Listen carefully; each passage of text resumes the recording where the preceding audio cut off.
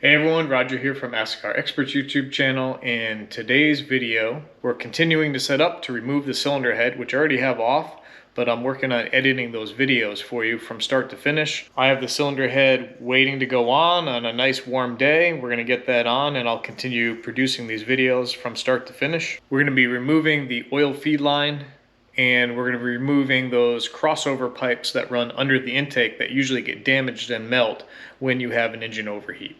Let's get into it. All right, time to set, top dead center. So you can see right here is that blue plug. That is your timing plug. It is underneath your starter motor, and if you use a pick, you can hook that and pull that sucker out so we can put the timing tool in. All right, here's that piece right there, and that went right here.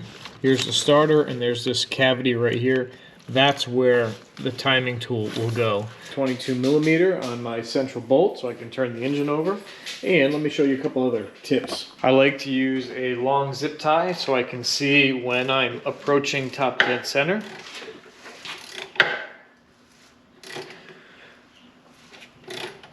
And I'm looking on the back. So in the back cams, when this is square, this is where you drop the timing tool on.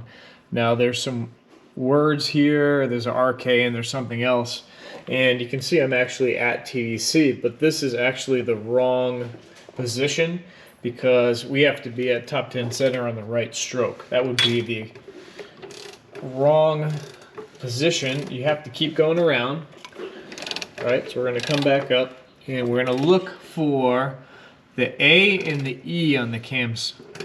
One is for Aus, which is exhaust, and one for Ein for intake in German. So Ein for intake, and the A is down here for Aus. That's our exhaust. Now I can slide my pin in down here, rotate the engine, and wiggle that in to lock it into TDC for cylinder 1. I'll do the best I can for you to see this. But down here is where I pulled that plug out and I have my pin in place. I'm going to slide that forward all the way up so I can touch the flywheel or flex plate, automatic transmission. And I'm going to rotate the engine until I can push that into place. All right, here we go.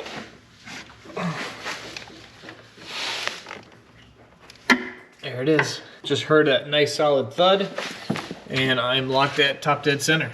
And a way to check would be, can't rotate one way or the other, and I'm fully locked. Yep, so no rotation there. My piston here in cylinder 1's at top dead center. And back here I have the E and the A. And that's the position that I'd be setting my timing in. Continuing on with the cylinder head removal, I do have to take the Vanos out. I have to take the thermostat out. I have to disconnect this Vanos feed line right here. I can take the solenoid out if I want to, but I'm going to have to take this unit out right here. These covers right here need to come off. Then there's a cover underneath, and then there's a reverse thread screw that we have to hit. And I'm going to start with taking off all of the studs, because that's just a step that you have to do as well. So taking the studs off around the cylinder head,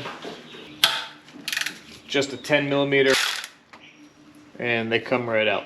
So I'm just going to take all those out. All right, so all the studs are out. I'm going to go ahead and disconnect the banjo bolt.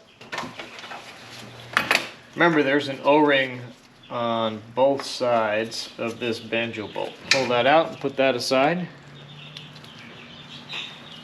So I'm going to go ahead and take the whole Vanos feed line out of my way because it's leaking down here anyway, so I'm going to want to get a new feed line anyways. It usually ends up seeping right here at the crimp fitting. So this is something I'm going to want to replace when I go back together. Now I do have to remove the coolant pipes. So I have these crossover pipes here. You have a 13 here, you have a 13 here, and there's a 13 here under this bracket. That's going to free all this up so we can get these coolant pipes out. And I got one more 10 millimeter nut right here to get.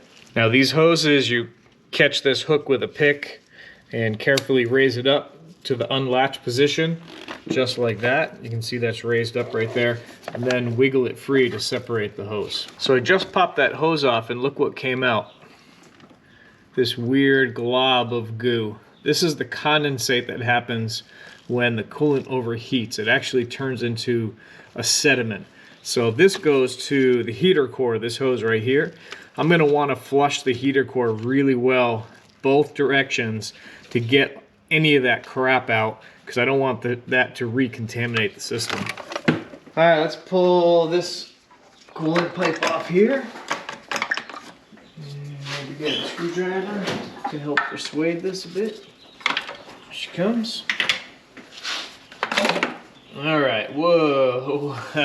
So check that out. You can see right there, it actually melted the plastic, and that's a direct result of the cylinder head getting too hot. Well, let's get this other one out.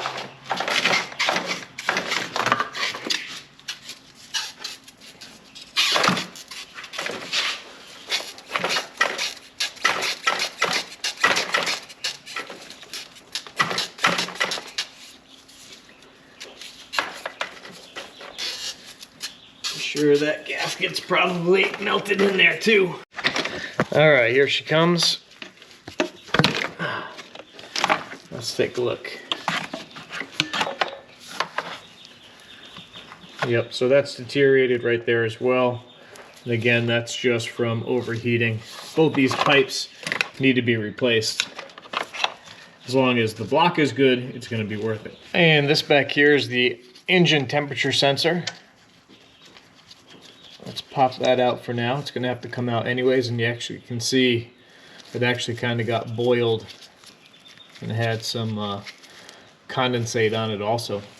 Just a quick note, back here you have to separate the harnesses because it's on this bracket right here. There's this metal bracket, and there's a bunch of harnesses behind the cylinder head where it's attached to this bracket by zip ties. So you have to break those zip ties free, and the O2 sensors also run up and along that backside. All right, let's get the non-return valve off. Squeeze these two tabs, pop this hose off, and then we have two nuts under here to get this non-return valve off the side of the cylinder head. All right, the next step is going to be to remove the thermostat right here. So I'm also going to take this bracket off here. We have a 13 here.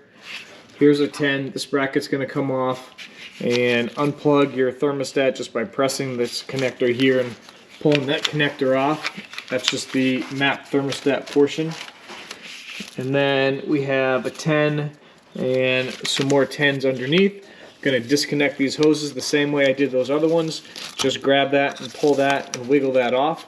Obviously this hose has to get replaced anyways. We're going to do the same thing down here, and we're going to zip that off right now.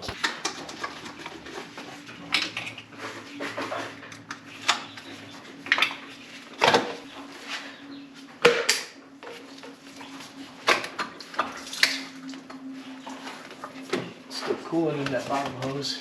I get a tray to catch that.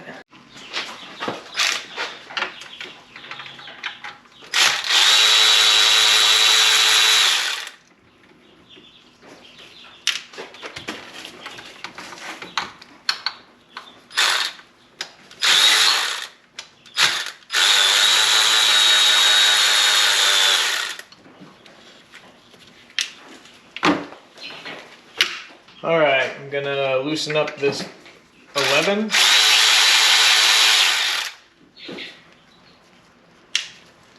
And then the 13 from underneath for the bracket and the thermostat.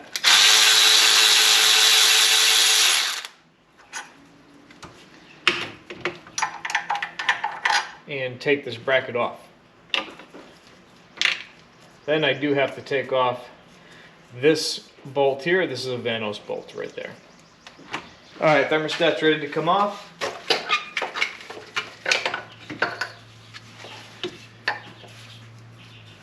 Some condensate there. Kind of weird stuff that happens. I'll probably be replacing the thermostat. I can't really trust it since it was overheated. Thanks for watching, everybody. I hope this information was helpful, and there's a lot more to come in this project. Hopefully we're going to have the Z3 out on the road very soon.